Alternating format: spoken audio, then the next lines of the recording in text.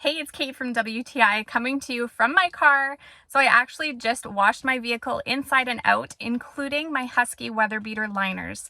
And I just had to tell you about them. I've been so thrilled with this purchase. So it comes with the liner for the driver's seat, the passenger seat, and the back seat.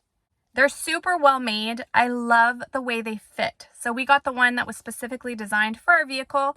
We have a 2019 Kia Sorento and it is the perfect fit. As you can see, it has the nice raised edges. So even if you're going through a rough winter or a really muddy spring, it catches all that water, all that mud, all that dirt, so that it's not getting on your carpet and damaging your vehicle. They're super easy to clean too, so either at the car wash, you can just hose them off, or in your yard, give them a quick scrub and they're ready to go. The dirt doesn't stick on them. It all comes off really easy.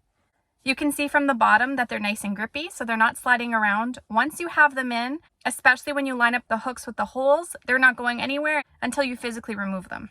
I'm really happy with them. I would purchase again. In fact, I'm eyeing up the trunk one because I'd like to have some protection back there as well. So definitely something that I would recommend to you, and that's my point of view.